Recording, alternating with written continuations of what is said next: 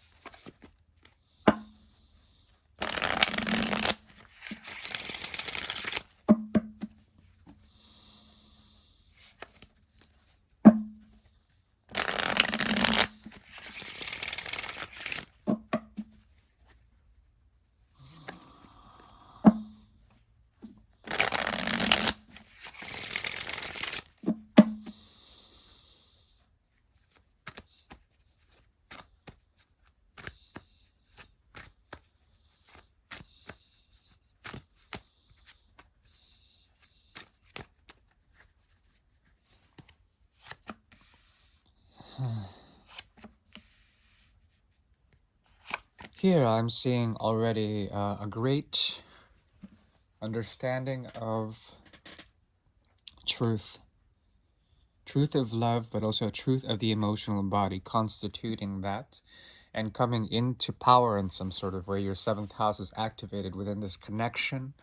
It elicits a type of desire that comes from the purification of truths and the understanding through the other, okay? Through the other. That is the key element here.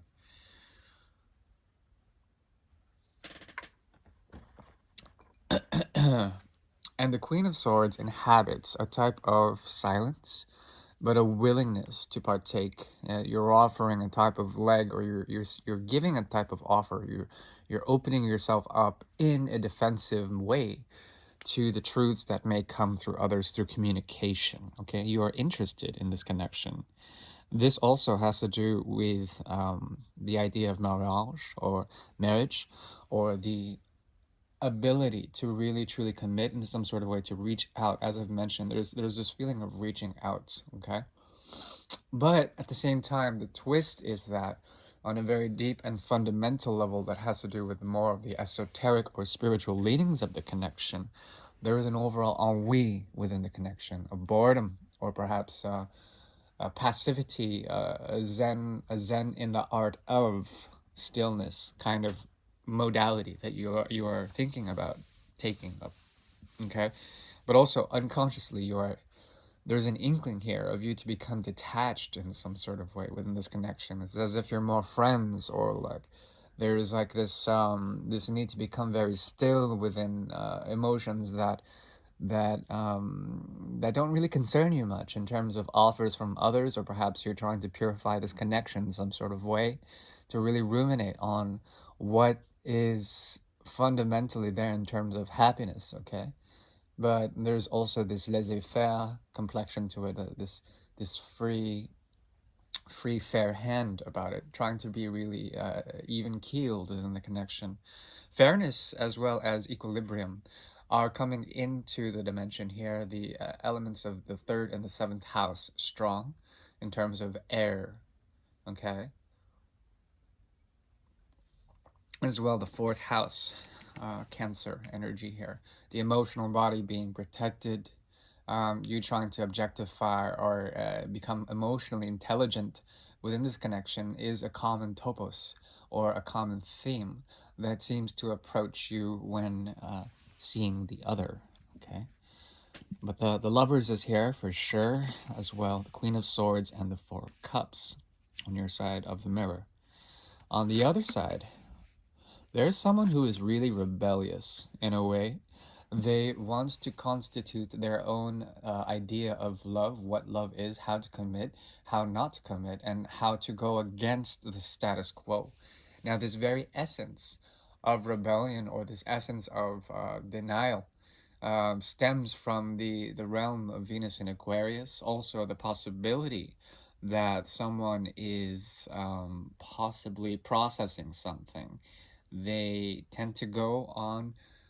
They possibly want to find a footing in the next shift in humanity in some sort of way.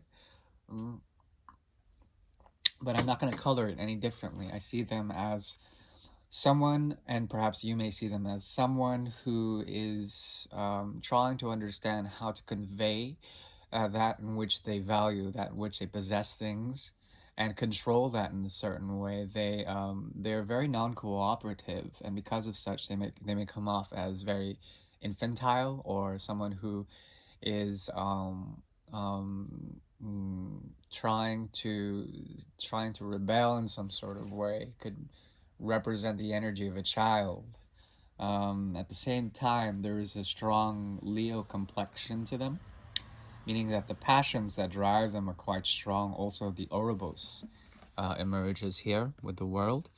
Ouroboros is a typical pagan symbol, the snake that eats itself. Okay, there's a sort of infinite cycle here that has to do with the cycles of, well, for one thing, Kundalini, the ability to awaken serpentine energy, to awaken the reptilian brain, to see the shifts of the very nature of the world, and to see how things are shifting according to survival principles. Okay, because of such, the person, place, or thing that you're dealing with has the energy of really trying to constitute itself against the grain and to see where the next step of humanity is. I see a very strong, youthful, almost foolish complexion to them. Okay, and that's very strange considering Aries, your energy is tied to the major arcana, the Fool, the very first card of the deck in most decks,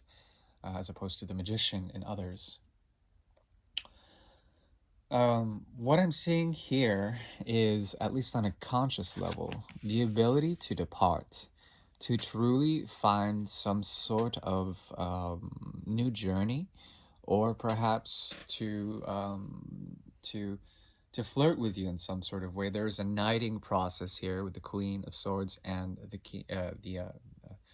Knight of Rods. Okay, so this usually involves a code that's old school, romantic in terms of chivalry, and because of such, there is a rite of passage in which this person is consciously trying to reach you. Okay, mode of communication: you are open to this person. There is a flirtatious, uh, Don Juan, or perhaps Lancelot, or Sir Galahad complexion towards this person's knight. Okay. At the same time, there's an inkling for you to move on, to try out new things, new projects outside of the situation, even though you're willing to listen to that which is new, that which goes against the grains of society, that which may represent a major shift or change. Perhaps there is a meeting here of two different polarities that have to do with a shift in the way love is reached, the way things are socially closed, as opposed to socially distanced. We can see here in the card of marriage the Hierophant watching over the two hands that are reaching. Okay, there's an element of closure. There's an element of commitment. There's an element of love based on the energy of deep commitments that have to do with the second house. Okay, Gemini is also here, the second house, the third house. So the second to the third house has to do with communications that are based on reaching out, on really sort of finding a way to harmonize, to find union. Okay, um, through a vow, through some sort of promise. I think you are showing more promise within the connection. This person is more independent and perhaps is shifting in some sort of way, trying to reach you halfway in order to find balance within the present. Both of you are trying to find a present moment. This is turning out to be a very uh, not mundane, but well, all my readings are mundane, but there's an element here that has to do with trying to find the balance and trying to strike the proper chord in terms of Jupiter, okay? This is all about expansion of cooperative efforts, even though this person is independent in general. They can be very independent. But there you have it. So far, so good. There's harmony here. And there's also detached quality that has to do with the rebellious tendencies, and then the ritual rite of passage that leads eventually back to your good grace. Now, also, there is a possibility that you've become or you've forever been sort of hands off about this approach, this situation, meaning that there is a suspended animation in the way you reach out and then you hold that poise. Even though you're willing, there's a hold.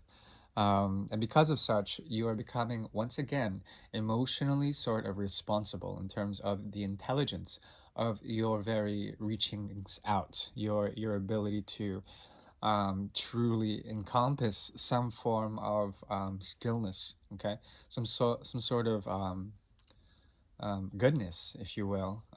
You're doing things the right way, I think.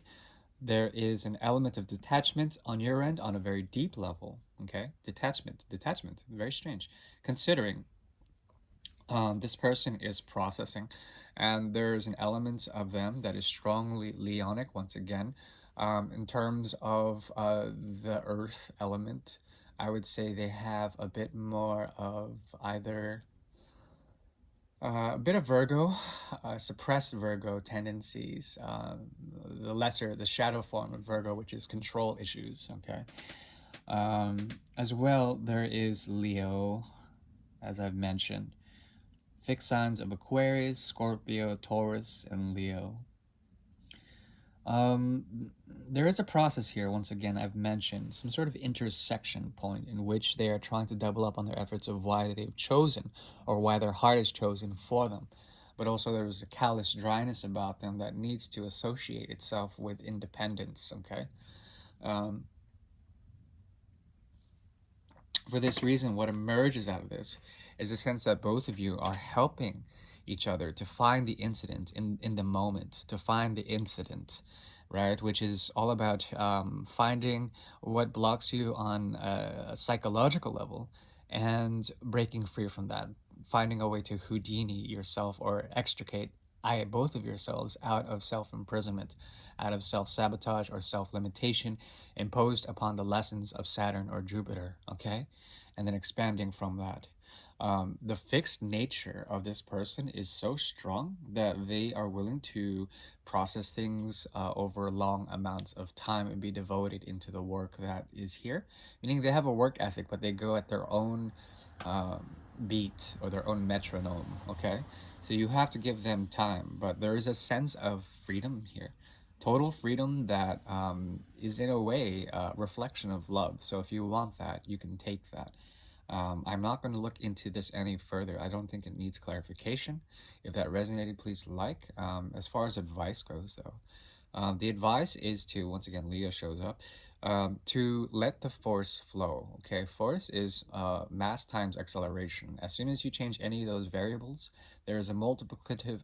There's a multiplicative sort of calculation, okay, that has to do with detachment, but also the understanding that anything that has weight will accelerate accordingly, and that is force, okay. Um, So there's a strength, inhabit strength, inhabit independence, inhabit freedom, and try to lose the ego. That's what it's saying, and that will allow some sort of emotional maturity in terms of intelligence, as I've mentioned. Okay, there is also an element of you becoming a bit I would say cardinal in the way you fix yourself, in the way you situate yourself within this. I think you're very committed to the idea of reaching out in a way, okay? But that's the irony, because that would be a contradiction to your core principles of love, whatever they may be, okay? So please look into that. I do appreciate you. Bye bye.